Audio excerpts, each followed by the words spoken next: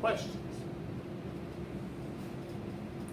Yeah, how do you go about getting Lance Miller as a coach? LanceMiller.com. You just write him? No, he offers coaching. Completely went through my speech. I was at summer camp with the Boy Scouts. Lance was visiting his parents up in Michigan, and we're sitting on the phone talking together. He doesn't have Wi-Fi at the cabin, so he's down at a Starbucks or something. I'm out in the parking lot where I can get better signal on my phone, and we're working the speech back and forth. And we spent an hour then. He said, send it back to me. We'll bat it back and forth, and he will do whatever. Lance would be more than happy to say, what the heck are you thinking? And that's the kind of speech, the coach I want. It doesn't have to be wordsmith and perfect. It has to be something that I know will be of value to the audience. Did you find that your final delivery, the words that are coming out of your mouth, were the same as previous revisions? Was it slightly different? I mean, were there any in the moment? There was some in the moment stuff. There were 2 times where I tripped over a word. This is what happens. But it's the story, and people told me, well, I thought you tripped over maybe once. No, I know there were 2. And there was a 3rd thing that I also messed up. The key thing you've learned is just because you didn't say it, the audience doesn't know. Yeah. But the audience was so animated that I was just playing with them, so there were a couple of times where they laughed at something. I go, I know, right? Or something, that kind of gesture. And then there was one at the end. See, I talk about when you do this, you get 1 day younger. So I say, when I can't remember what the first one was, but the second one was when I try a new card game, 1 day younger. Or when I try a new restaurant, 1 day younger. If I ride a new roller coaster with my son, half a day younger. And everybody laughed at that. But it was like, half a day younger. And everybody laughed at that. And I said, and when I spent some time with my wife in Chicago, 4 days younger.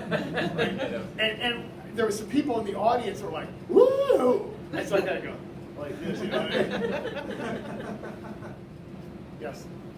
So most of the Toastmasters do their best speech at the semifinal level? It's Most people do? that's what I had a call with another former world champion. I decided not to, and he said, yeah, you got to go with your best first. And then I talked with Jim Key, who's won a championship. He said, it's up to you. It used to be you didn't have a choice, because it used to be your final speech had to be new from anything else you had done. Now they gave you the choice. So if you've got something real, you could move them around. And there's also the thing that a lot of people will spend those last 2 days between the semifinals and finals just beating it up and because you haven't spent as much time on your final speech, and now that you're there, you have to work, which is exactly what I did in Las Vegas, and was exactly the last thing I wanted to do in Chicago.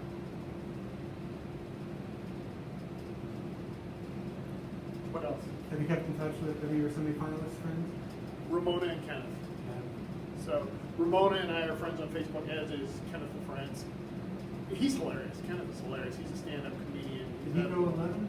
Or was he No, like he was ninth? immediately before me. He was Yeah. 9th. He was the speech is going to be all right. And we just cut up the whole time. He is one of the funniest people I have ever met. And if you saw the interviews afterwards, Ramona is talking about her 2 uncles.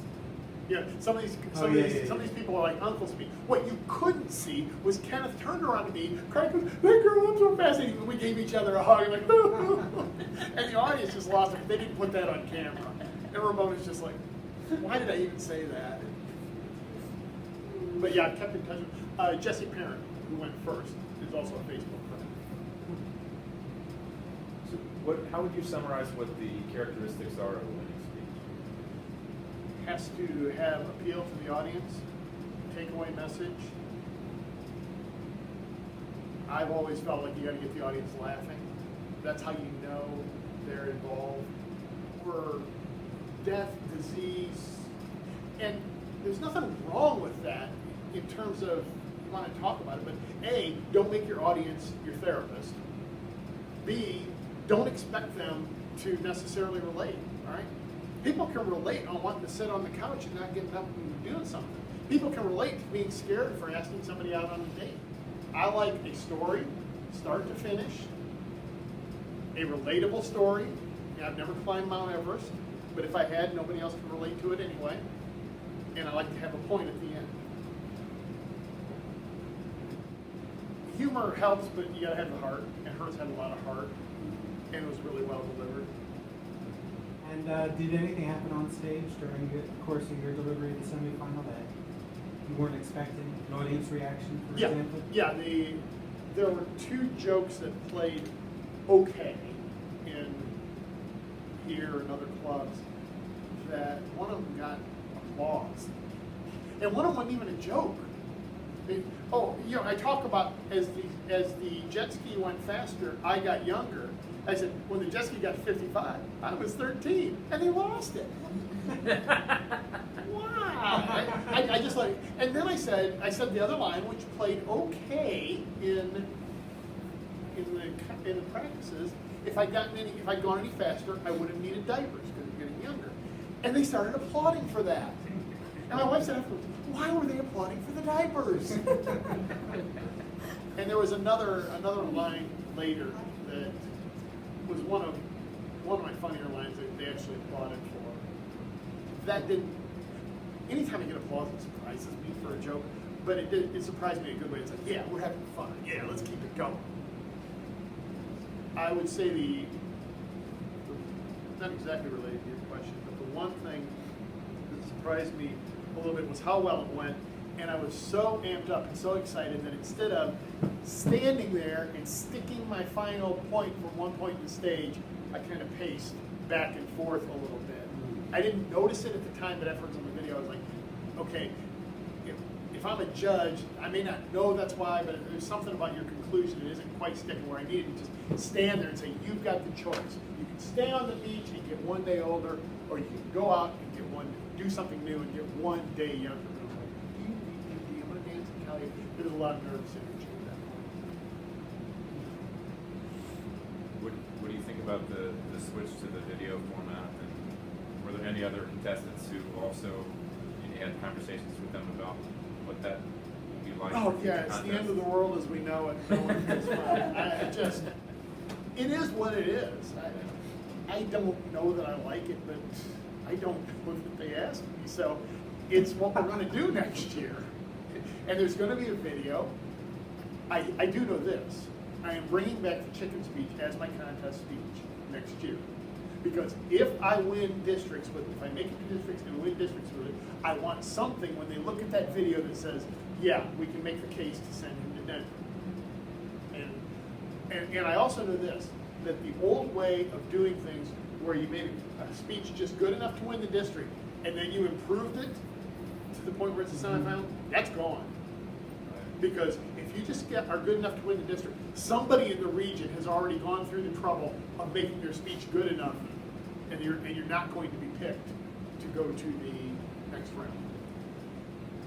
I haven't heard otherwise yet, but obviously with the case of the chicken speech, you wouldn't be able to bring it to the semifinals, but are others required to bring a different speech to the semifinals?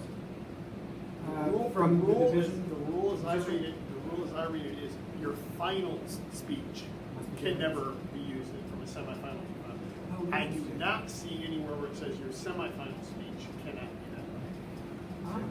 So you think you can use the chicken speech? I think I can use a chicken speech in the semis. I will have to look through the rules So you better double with a check. fine-tooth comb, but I have looked through them once, and it's very clear. Your final speech must be brand new. I have not seen anywhere. I'll look I thought it was in the same semifinal. statement, but it could be. So the final speech has to be new, the others can be recycled. So to speak. Well, we think so. New in terms Definitely of up to district. new to the semis or finals. Do you know if Ramona had ever made it to the semis or? She made it as far as winner, district. She made it as far as district in Cleveland. But had Which she never talks won a about district in until this year. What's that? But it never won her district. No, one of the questions she asked when we're all sitting around is, anybody ever been to the semifinals or finals before? And I was the only one, like an idiot. I spilled my guts and gave her all the inside information. I should have said, well, I qualified in 2015 but had a heart attack, which was true. Not entirely the story, but What was striking to me was that, and it made sense when I made the observation, is that there were, you know, there's always a pretty healthy representation of people that have been to the, you know, the stage before, and so it's not all first timers. You have a lot of repeat people. So it's kind of like perennial playoff place, you know, teams that make the playoffs, you know, Yeah. year after year after year. It's the same kind of thing. Of why would you expect it to be any different in this endeavor than any other walk of life? You know, the better you Right. get, the more you do something, the more you progress. And, you know, the people, there's no beginner's walk in that sense. You know, it's a lot of, you do it more often, you get better at it. And speaking in that arena, you know, being mic'd up, the lights, hearing your voice over a substantial PA system, the large audience, you know, those are quasi even television kind of atmosphere type of dynamic. So it's, you know, the more comfortable you are with that kind of environment, the easier it is to keep your nerves in check and not forget what you're going to say. There was one semifinal that had 4 former finalists in it. I don't think any one of them won either, if I recall correctly. I don't remember which city. I haven't watched any of the other semis. Yeah, and there were 4 former finalists, I believe, that made the finals this year, right? Kenny Ray, I think I heard that too. Quan, they were both in my finals in 2011. Jay Gamache and Eric. The 3 winners were none of those 4. One of the things Kenneth LaFrance and I were saying, we had 8 guys and Ramona in our semifinal, and he said, and a couple of the other guys were fairly obnoxious too. It wasn't all just Kenneth. And one time Kenneth just takes it, he goes, "You know why she's going to win?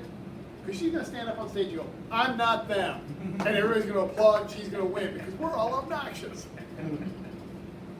She did way more than that, but kudos to Kenneth for figuring that one out. I know you've done a lot of speeches since you've been back. You've been on a roll. And I don't quite remember the last one you did at BPC, but I do remember thinking this could be a contender for your next shot at the title. Have you been thinking about what the next final speech would be? Should make it there, given what you got thrown? Yeah, I can't remember what it was that I gave.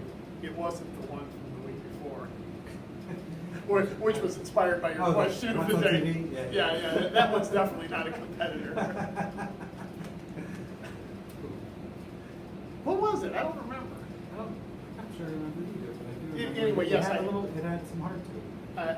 I have given it some thought. I still think that the speech that won the district with the trip to Mammoth Cave where I got stung by the eye, stung by a bee in the eye, or stung by the wasp in the eye and all that, I think it can be turned into a good final speech, but the point has to be way, way more solid than the one I had at the district. So it's that combination of what message, if I'm on my deathbed, what message do I want my kids to have with the great story, and how can I marry the 2 of those up? Okay, because I really feel strongly about, you need to get off your butt and try new things. I feel strongly about that. You need to overcome your fears. In this case, ask my wife out. So I can get passionate about delivering those messages. So I got to find something else in that vein that matches up to the story of my life. So Yeah, right. Cool. One more question. Please. For you, which comes first, the story or the point? yes.